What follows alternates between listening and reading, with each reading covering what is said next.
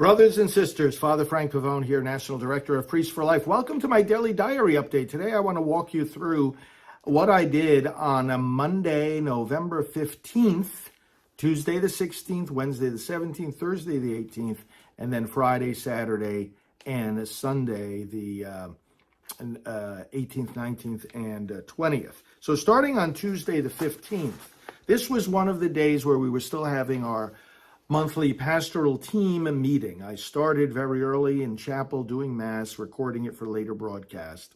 Had a morning meeting at 8 o'clock, a radio interview at 8:15, staff briefing at 8:30. Now this was an extended staff briefing and had various updates given to us from our fundraisers, from our communications department, from our senior vice president.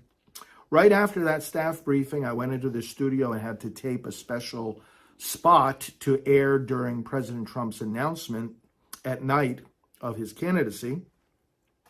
Then at 10 a.m., I had a meeting with our pastoral team where we discussed the monthly reading that we do. So we give each of the pastoral members one of the latest books in the pro-life movement, and we read it together and discuss it. That was at 10. At 10:40, I had a special Zoom meeting with one of the leaders at Heartbeat International, gigantic network of pregnancy centers, as many of you know. At 11 o'clock, I had a meeting with our executive director and our pastoral associate, Kevin Burke, co-founder of Rachel's Vineyard and associate that helps us in a lot of matters relating to healing after abortion. That was at 11. At 11:30, I had a meeting with our international team, together with our executive director. We got updates about our work at the Vatican and United Nations and places like that. Had a quick lunch and then had a 12:30 interview by phone with Epiphany Radio, and that went well. Then in the afternoon, had various desk work and let's see, some of my work had to do with updating of liturgical resources for clergy dealing with abortion, the endorsement of President Trump for his second term, media invitations,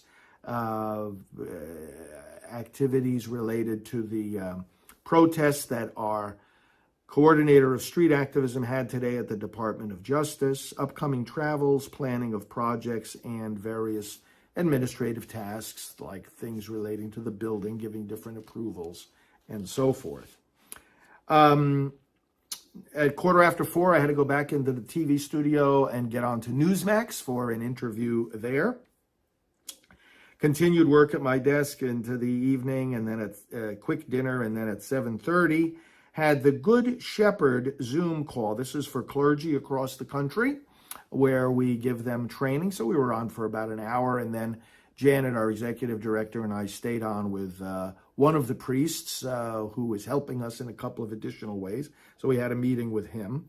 And then right after getting off of that call, just before 9 o'clock, I turned on the broadcast of President Trump's announcement from Mar-a-Lago that he is seeking a second term. I was invited to be there, but my schedule didn't allow me to get down there because of all these other pre-planned meetings.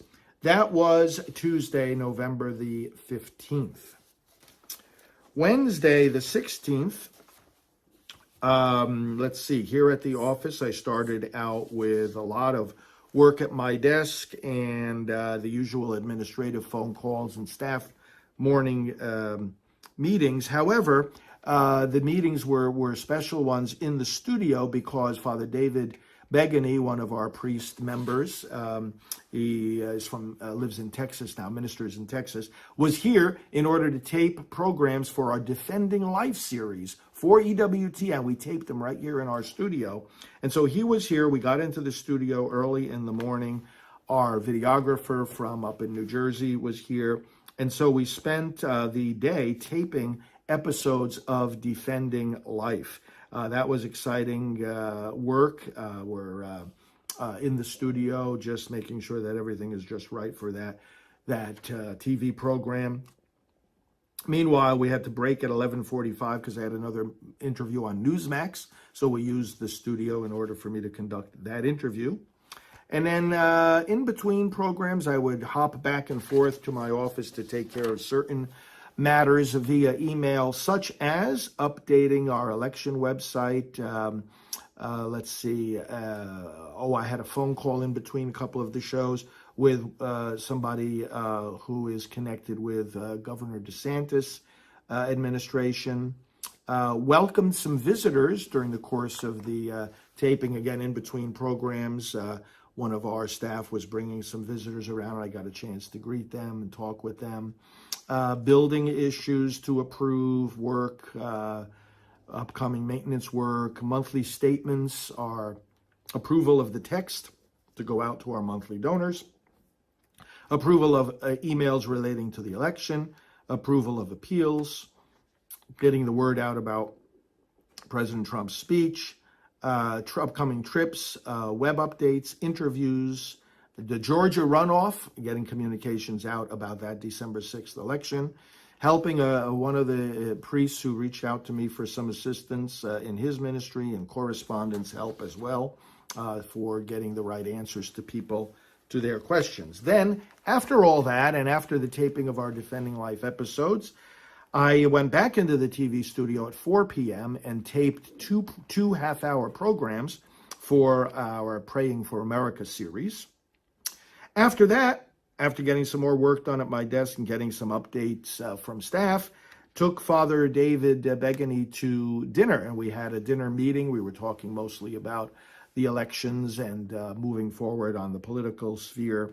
And then, after that dinner, I dropped him off at his hotel, and I drove down to Mar-a-Lago. And it's about 2.25 hours from here, so not too bad. And while I was driving, most of the time I was on the phone with our administrative associate, Mark, and we were talking about administrative updates and plans and projects. So that was a good nighttime meeting. Got to Mar-a-Lago, settled into my room, and got ready for the events of the next couple of days. The next day was Thursday, November 17th. After some initial work in the morning in my hotel room on my email, and I had to deal with things like, again, help for answers for correspondence, our Rachel's Vineyard Training Conference, which is underway this week, follow up from our pastoral team meeting, approvals of letters going out, opinion pieces getting prepared for publication, the Georgia runoff election, website items for that, and election articles for the next newsletter. Aside from that, I went over to Mar-a-Lago and I took part in a morning meeting talking about the biblical foundations for the America First Policy Institute's plan. Now, AFPI, America First Policy Institute, is the reason I was at Mar-a-Lago. That's the gathering many of the people who worked in President Trump's administration and preparing for the next Republican administration. So lots of strategy work, but the morning meeting was called a biblical roundtable, and we were talking about how to convey, especially to pastors, the biblical foundations of the kind of America First policies that we promote.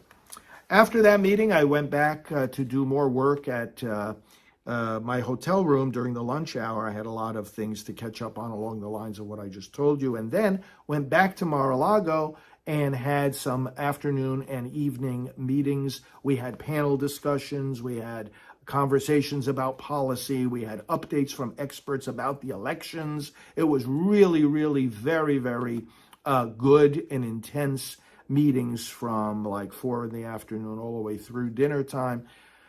And then after dinner, President Trump joined us for an outdoor concert at which Lee Greenwood sang God Bless the USA. What an experience it was standing a few rows behind President Trump, seeing him standing there, Lee Greenwood singing God Bless the USA, all of us singing together with him, and then seeing the big flag flying in the evening breeze in the distance there.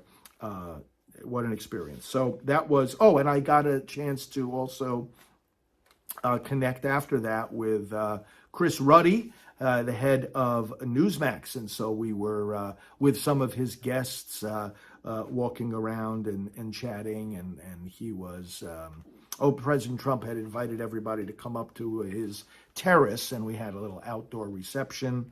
The president was there. That's where I encountered Chris, and Chris and I updated each other and talked for a bit. Friday, the 18th of November, I was there at Mar-a-Lago. Started off with an early morning prayer breakfast at which I led some prayers and reflections, and there were other great pastors there, like Pastor Paula White, who's been a spiritual advisor for President Trump for many years, and other great pastors. So we had breakfast together. Our longtime associate, Alveda King, was there, of course, and I talked with her. Then we went into the meetings of the day. Again, many great panel conversations, discussions, policy analysis that lasted all morning and through a working lunch and into the early afternoon. Then we had a little break. I went back to my hotel room. I had to deal with some emails and communications with my office having to do with preparations for celebrating our special anniversaries in 2023, 20th anniversary of Silent No More, 30th anniversary of my leadership of Priests for Life, preparation of Christmas cards, amplification of articles and messaging from other leaders. We helped them to do that, web updates, special videos of the unborn child that we are promoting through the Education Resource Fund, pro-life activists meetings that I'm planning, welcoming of new staff. We're bringing on 2 new staff in the coming week. And then I went back to Mar-a-Lago, had evening reception and a special banquet at which President Trump spoke. And then I was able to chat personally with him after the dinner. So that was great. And then I went back to my room for the night. Saturday, the 19th, in the morning, got up early, had breakfast, and drove back to my office in Titusville. So again, about a 2.25-hour drive.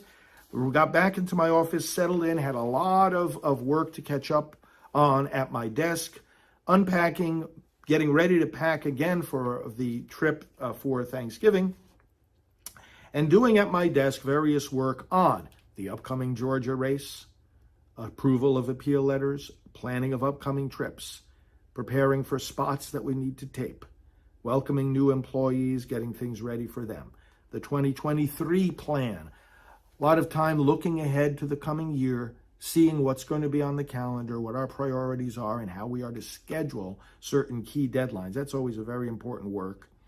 Broadcasting, let's see, the Bishops' Conference dates for the coming year, our healing conference on about healing after abortion, doing some more work promoting that.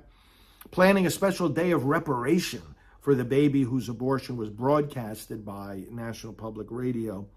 Newsletter article approvals, election-related communications, some letters of recommendation that were requested of me, and follow up on our taping for EWTN. That basically brought me through the day and the evening of quiet work here at our office on Saturday the 19th, and beginning to sign various Christmas cards. We've got lots of them that we send out, and I began work on that.